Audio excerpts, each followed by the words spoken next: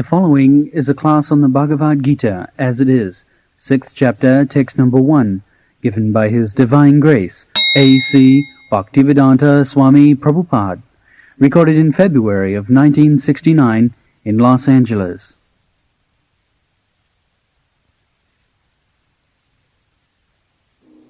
Chapter 6, Samkhya Yoga, verse number 1. The Blessed Lord said, "One who is unattached to the fruits of his work, and who works as he is obligated, is in the renounced order of life, and he is the true mystic, not he who lights no fire and performs no work." Purport.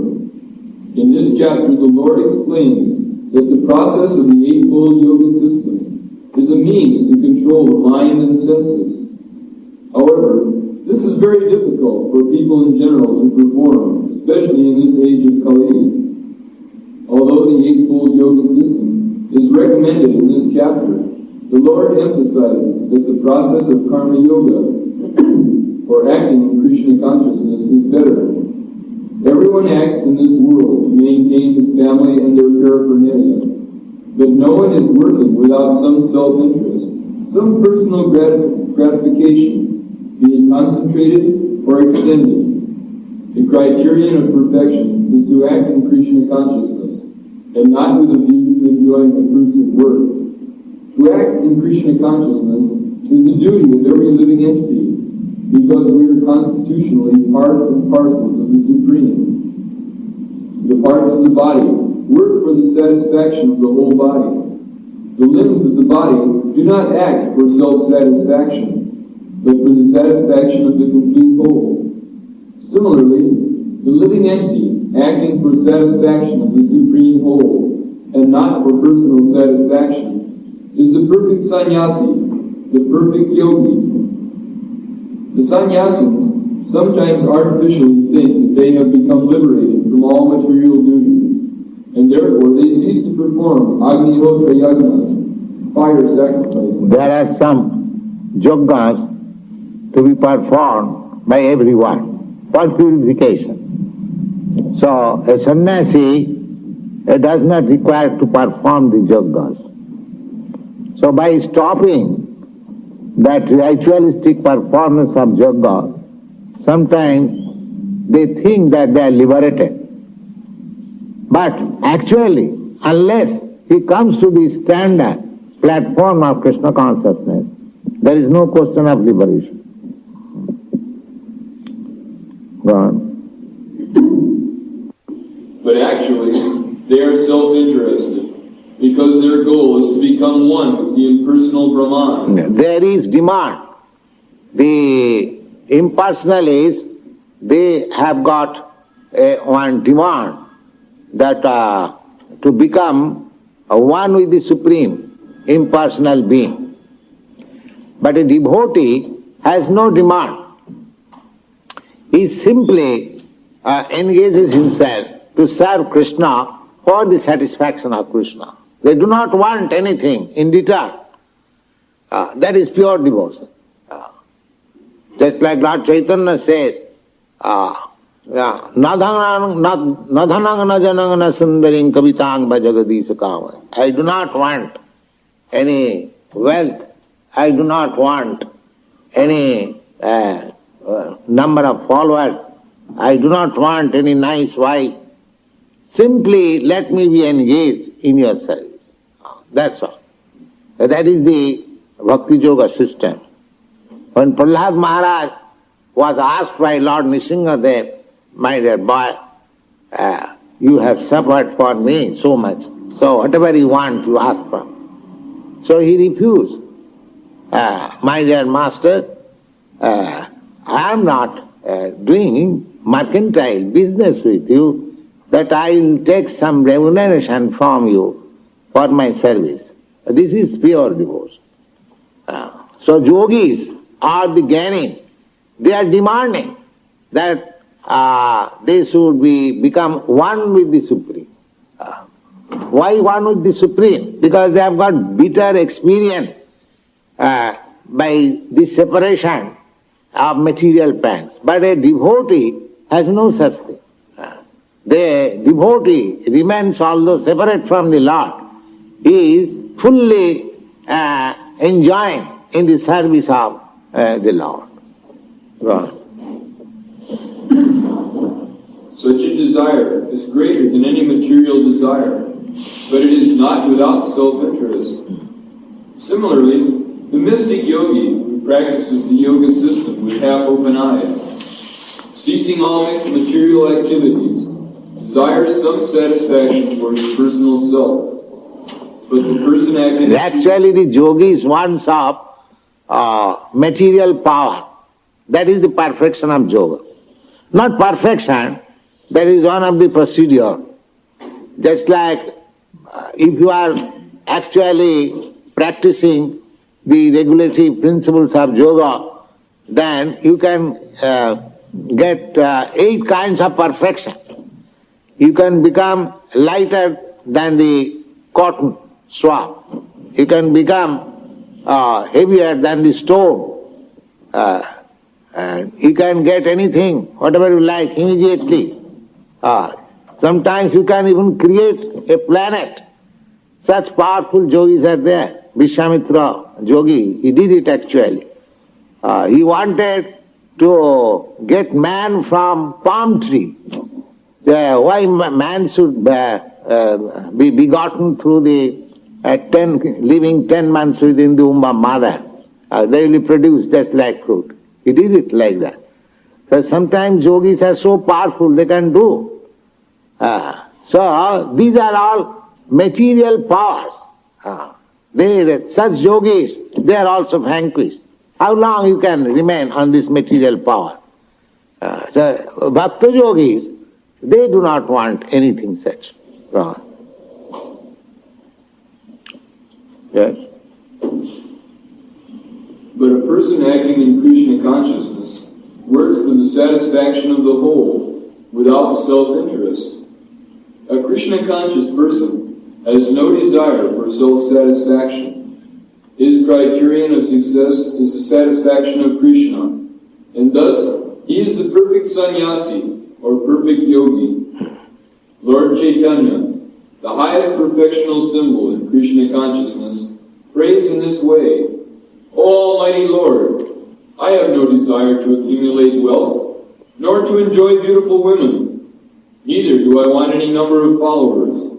What I want only is the causeless mercy of your devotional service in my life, birth after birth. So a devotee does not want even salvation. Why Lord Chaitanya says birth after birth? The salvationists, they want to stop. The voidists, they want to stop this material way of life. But Chaitanya Mahaprabhu says birth after birth. That means he is prepared to undergo all kinds of material pains, birth after birth. But what he wants, he simply wants to be engaged in the service of the Lord. That is the perfection of it.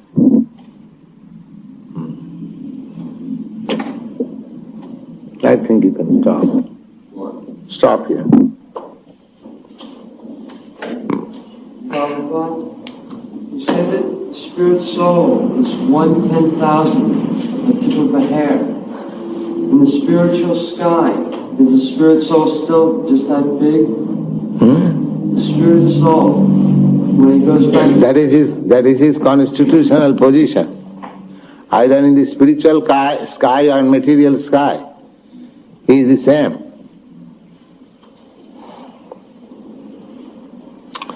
But as you develop in the material world, material body, similarly in the spiritual world you can develop a spiritual body. You follow?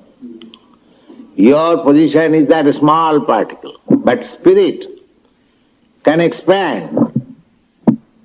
This expansion in the material world is being done in contact with matter. And in the spiritual world, that expansion can be done in spirit. Here, in the material world, I am spirit soul, I am different from this body, because this body is matter. and I am living. I am living force. But this material body is not living force. And in the spiritual world, there is everything living force. There is no dead matter. Therefore the body is also spiritual. Just like water with water, water. That's all. But water and oil, distinction. Similarly, I am spirit soul, I am say oil, so I am in the water, so there is distinction. But if I am put into the oil, then everything is oil. So, the impersonalists, they do not develop body. They simply remain as spirit particle. That is their idea. But we Vaishnava, we want to serve Krishna, therefore we require hands, legs and mouth and tongue and everything. So we are given such body. As we are getting this body from the womb of the mother, similarly we get body in the spiritual world, not from the womb of the mother, but there is process to get, you can get. That can be done artificially though. Nobody can do that by trick. Artificially? No one can develop a spiritual body just by his own whim, and I shall develop a spiritual body. And This Krishna consciousness practice is turning this material body into spiritual body. How it is done? The example I have several times given, that you put the iron in the fire, the more it is warm, it becomes fire. When the iron is red hot, that means when the iron has acquired the qualities of fire, you touch the iron anywhere, it will act as fire. Similarly, this body, although it is material, there are so many examples that a metal electrified, the metal is not electricity, but when it is electrified, you touch the metal, you get electric shock immediately. Just like the electric wire, copper, it is copper. But as soon as it is electrified, you touch it, you get electric shock. There are so many examples. Similarly, if your body is spiritualized, then the material action is no more. Material action means sense gratification. So the more one becomes spiritualized, the material demands become nil. No more material activities.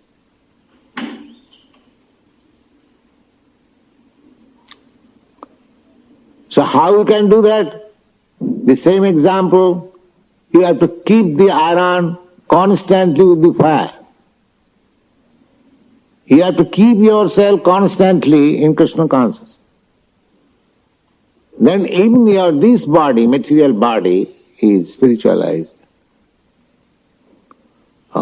There is a Sanskrit grammatical law which is called Mayat Pratyaya. Mayat means, there is a word just like Sarnamay.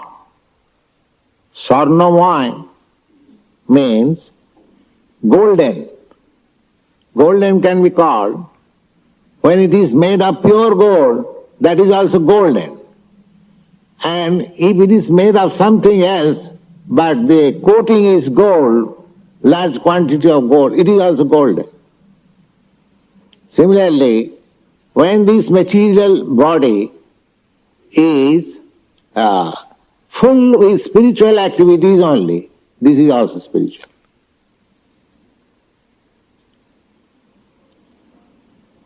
Therefore, saintly persons, of course, in your country everyone is put into the grave after passing away. But in India, according to Vedic system, only very high personality devotees, their body is not burnt. It is considered spiritual. A sannyasi's body is not burnt because it is considered spiritual. So how it becomes spiritual? The same example. When the body has no more any material activities, simply spiritual activity in Krishna consciousness, that body is spiritual.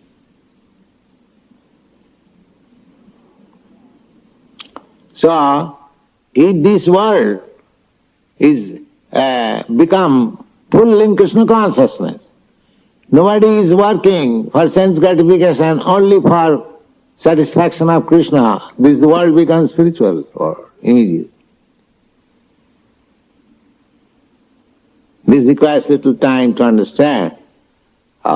Anything used for Krishna, simply for Krishna's satisfaction, it is spiritual. Just like we are using this microphone for talking about Krishna, then it is spiritual.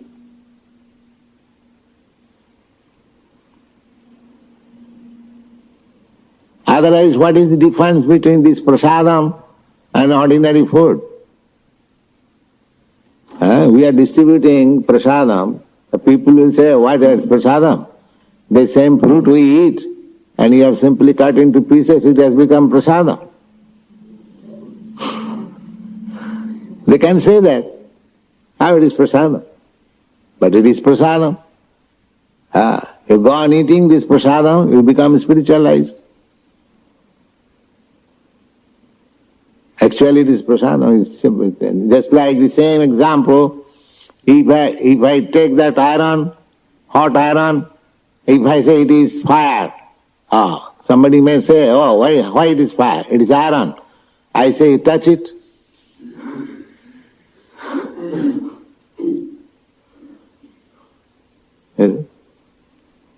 These are crude examples, but there is when your activities, actually in higher sense there is no matter.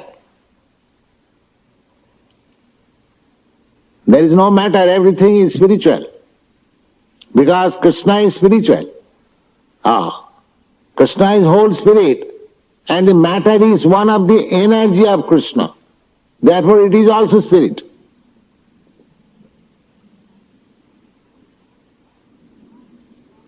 But because it is being misused, not for the purpose of Krishna, therefore it is matter.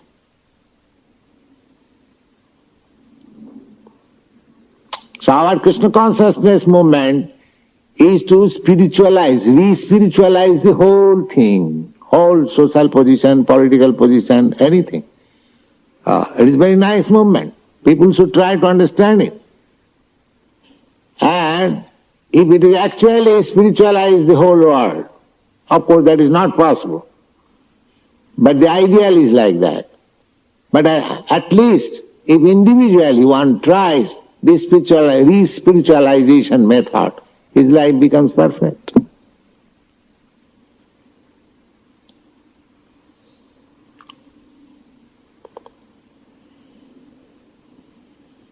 Yes? Prabhupada, it was written in Bhagavad Gita that we just read from, about having faith that Krishna will provide for us. And also, further on in the Gita, it is said that God helps those who help themselves. Yes. Now, how should we determine what we should determine our... Helps themselves, you put yourself under Krishna, that is helping yourself. And if you think, oh, I can protect myself, then you are not helping yourself. Just like this finger, so long it is healthy, working, if there is some trouble, I can spend thousands of dollars for this.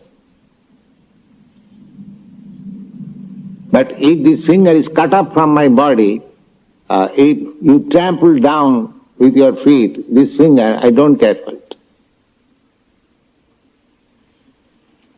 Similarly, to help oneself means to put oneself in the proper position as part and parcel of Krishna. That is real helping. Otherwise, how you can help? The finger can help itself by putting itself in the proper position of the hand and work for the whole body. That is proper position. If the finger thinks that I shall remain separated from this body and help myself, it will die. So as soon as we think that I shall live independently without caring for Krishna, that is my death.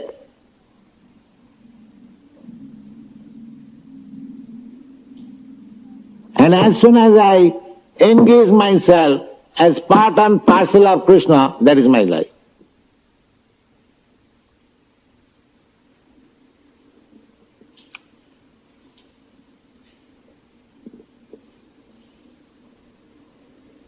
So helping oneself means to know one's position and work in that way. That is helping. Without knowing what is his position, how one can help oneself? It is not possible.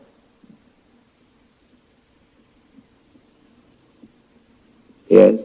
Then we should always try to act discriminately and always try to serve Krishna, not have Krishna serve us. Huh? I always feel that we should try to serve Krishna, Yeah. not say that we will do this and Krishna will provide, or Krishna will help us. No, you are serving Krishna, that means you are doing. Serving means doing. What do you mean by serving? Actually, when you serve somebody, are you not doing something? You are engaged in serving Krishna how? You are going to preach Krishna consciousness, you are cooking, you are cleansing, you are somewhere doing something. So helping Krishna means doing. Helping Krishna does not mean you sit down tiredly.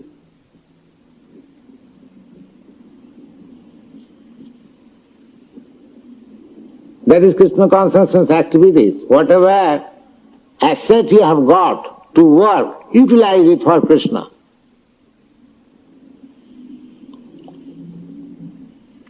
That is bhakti.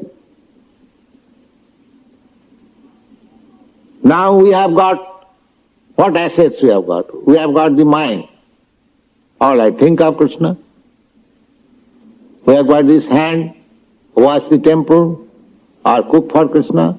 We have got these legs, go to the temple of Krishna.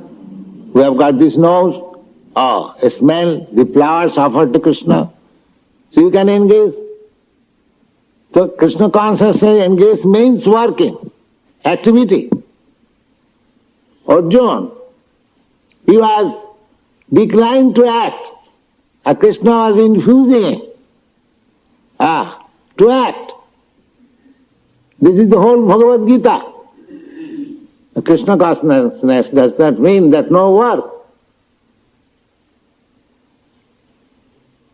To engage yourself in Krishna consciousness means to work for Krishna. Krishna does not say, of course in this chapter, Krishna will say something about it. He never says, Arjuna, my dear friend Arjuna, you don't care for this world. You sit down and meditate upon me. Have you seen in the Bhagavad Gita?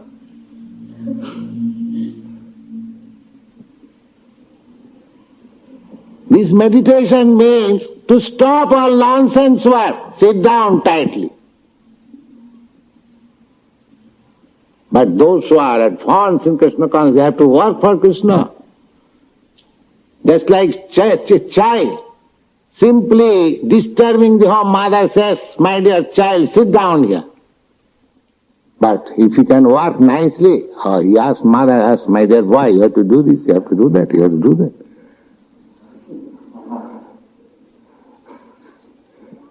So sit down tightly for the nonsense,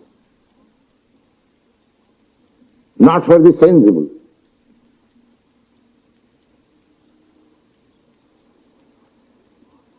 For the nonsense, the more he sits down, at least he does not commit any nonsense. That's all. Negation of nonsense. That is not positive.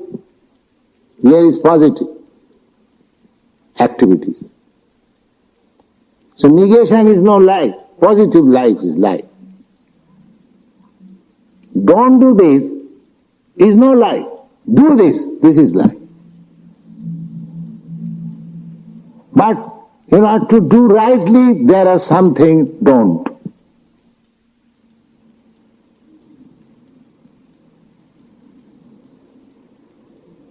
Don't is not life.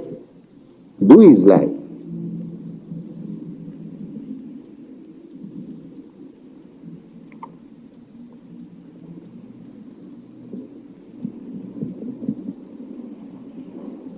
The whole Bhagavad Gita is do. Do fight for me. There is nothing don't. Arjuna wanted, don't induce me.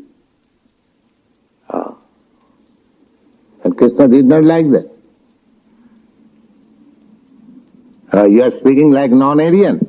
Kutasti kasmalamidam anarja justam. It is this kind of words are spoken by the non-Aryans. He was accused of being non-Aryan. Anarja. So Krishna consciousness does not mean sitting idly. No. We have the whole pastimes of Krishna is full of activities. When you go to spiritual world, Krishna is always dancing. You have to 24 hours dance there and eat there. Where is sit down?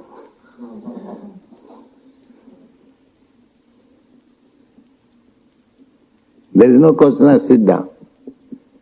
Have you heard anything about gopis meditating? Sit down.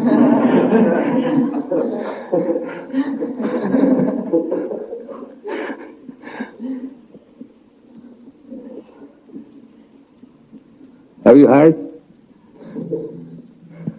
That Krishna Chaitanya Mahaprabhu, he said, what is that? Dancing. Hare Krishna. You see? You see, spirit, you are spirit soul, how you can stop yourself silent? That is not possible. Arjuna refused.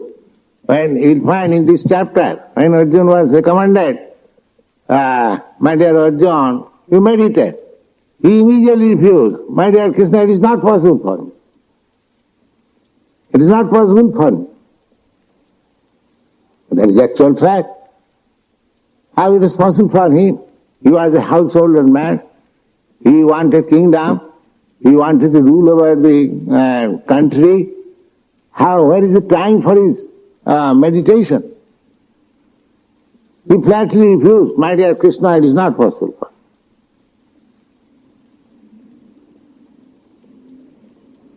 me. He says that controlling the mind, vayureva suduskaram. It is as difficult as to control the air. That is a fact. You have to engage the mind in Krishna, then it is controlled. Otherwise, artificial, you cannot control. It is impossible. Arjuna said, what to speak of others? Who is Arjuna? Personally talking with Krishna. Do you think he is ordinary man? He said that it is impossible. Vaireva suduskaram. This very example he has given. Chanchala himmana Krishna pramathi balavadriram. My dear Krishna, you are asking me to control the mind. It is so powerful that and restless. I think to control the mind is as good as to control the air. If there is high wind, can you control it? He gives this example. You can control the mind when you fix up the mind in Krishna's lotus feet. That's all. No nonsense can come within your mind. Simply Krishna. That is perfection of meditation. Activities. What is recreation in the Krishna conscious person? Recreation. Yes. Dancing. Come on, dance with us. Is it not recreation? And when you get tired, take prasadam. Do you want more recreation than this? What is your answer? Is it not recreation? Yes, I think it is difficult for someone who comes from... Why difficult? Dancing is difficult? Chant and dance? It's easier for the devotees to live in the temple. Or, as you can come, anyone can come, everyone is welcome. We don't charge anything for this dancing. You go to ball dance and so many other dances, you pay for it. But we don't charge. We simply, these students simply beg something because we have to maintain. We don't charge anything. So if you simply come and dance and for recreation, it is very nice. Everything is there in Krishna consciousness. We want music, there is music. We want dancing, there is dancing. You can bring nice musical instruments, you can join. We distribute nice palatable dishes. So, practically this is a system of recreation only.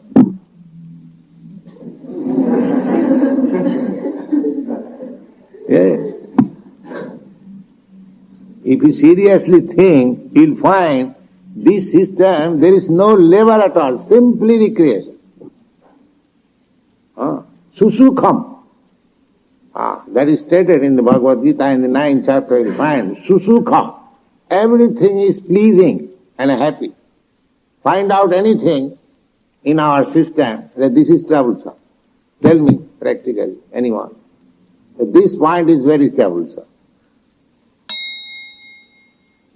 Just put your counter argument. Simply pleasing. It is simply recreation. That's all. You just point out, Swamiji, this point is not very recreation or not very unhappy person. Nothing. People want. That is their nature, just like the children. When they see that boys and girls are dancing, their children also dancing. Automatically. This is spontaneous. This is life. And that is our real life in the spiritual world. There is no anxiety. Simple people are dancing and chanting and eating nicely. That's all. There is no factory. There is no labor. There is no technical institution. There is no need. These are all artificial. Anandamaya Abhyasat, the Vedanta says, every living entity, God is Anandamaya, full of bliss and pleasure, and we are part and parcel of God, we are also the same quality. Anandamaya Abhyasat. So, our whole process is to join the Supreme Anandama, Krishna, in his dance party. That will make us actually happy. Here we are trying to be happy by artificial means. And we are becoming frustrated. But if you actually be situated in Krishna consciousness, simply you revive your original position, joyful, simply joyful. Anandamaya Abhyasat, these are the Vedanta terms. Because our nature is Anandamaya. Everyone is trying to find out. In this Lasinika Avenue, there are so many restaurants, so many things and so many signboards. What? They are advertising, come on, here is Ananda, here is pleasure. He is advertising here, we are also doing. Like that, here is Ananda. So everyone is searching after Ananda or pleasure. But there is different standard of pleasure. The same thing, somebody are trying to find out pleasure from the material point of view. Somebody is trying to find pleasure from speculation, philosophy, poetry or art. And somebody is trying to find out pleasure in the transcendental stage. Everyone is trying to find out pleasure. That is our business only. Why you are working so hard day and night? Because you know at night I shall mix with that girl, or I shall mix with my wife, or I shall enjoy. Everyone is accepting all kinds of trouble to find out that pleasure. Pleasure is the ultimate goal. But we do not know where is the pleasure. That is the illusion. Real pleasure is in the transcendental form with Krishna. You'll find Krishna always jolly. There are so many pictures, you see. And if you join, you become jolly. Krishna. Have you seen any picture Krishna is working with machine? He is machine.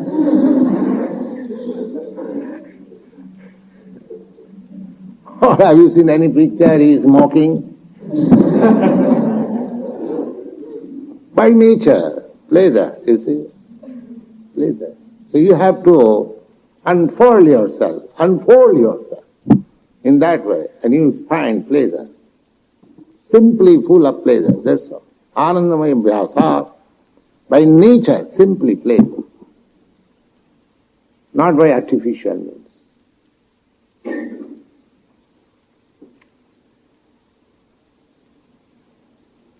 Ananda Chinmaya Rasa Pratibhavita in the Brahma Samhita I find. Ananda Chinmaya Rasa Pratibhavita Stabhi Jiva Nirupa Taya Kalabhi Goloka Iva Nivasatya Khilatma Bhuto Govindamadi Pursam Tamahang Bhajami. Ananda Chinmaya Rasa. Rasa means the taste, the mellow. Just like we try to taste a sweet meat, a sweet candy, or anything. Why? Because there is a very nice taste. So everyone is trying to have some taste from everything. We want to enjoy sex life. There is some taste. So that is called adi, taste. So there are so many tastes. Yet in the Brahma Samhita, Ananda Chinmaya Rasa. That taste, material taste, you may taste it, but it will be finished immediately. Immediate, finished. I say a few minutes. Suppose you have got very nice sweet meat. You taste it. You get, oh, it is very nice. Or take another. All right. And another, no, I don't. Finished. You see? So material taste is finishable. It is not unlimited. But real taste is unlimited. If you taste one, then you cannot forget. It will go on, increasing. Anandamudi Vardhanam. Chaitanya Mahaprabhu says that this taste is simply increasing.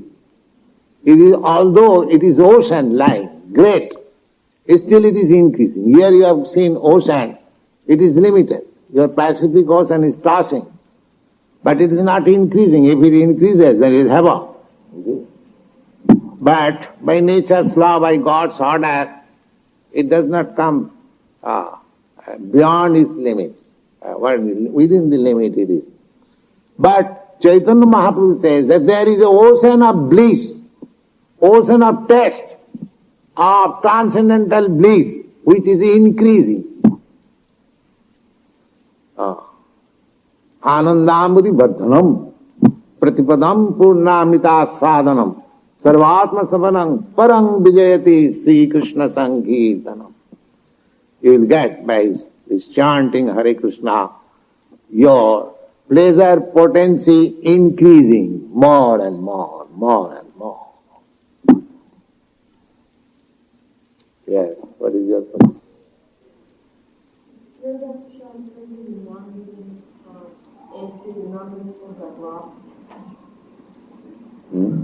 Acharya is present in non-living entities. Yes, yes. Even in the atom. Oh yes. Wherever he lives in his own paraphernalia. Anoruniyang mahato mahiyan. He is the biggest than the biggest. And is the smallest than the smallest. That is Vishnu. Annantarasthang paramanu chayantarasthang. Paramanu means atom. You cannot see even atom. How small. He is within that atom. He is everywhere. How you tell us the way? Wherever Krishna is, that is Vrindavan. And what I was wondering is, if Krishna is present within our hearts, does that mean that within our hearts? Yes, one has realized he is living in Vrindavan, anywhere. A realized soul is always living in Vrindavan. Chaitanya Mahaprabhu has said. One has realized Krishna, then he is always living in Vrindavan. He is nowhere. Just like Krishna or Vishnu is living everyone's heart. But he is living in the dog's heart also. Does it mean that he is doggish? He is living in Vaikuntha. Although he is living in the dog's heart, but he is living in Vaikuntha. Similarly, a devotee may seem to be living in some place which is far from Vrindavan, but he is living in Vrindavan.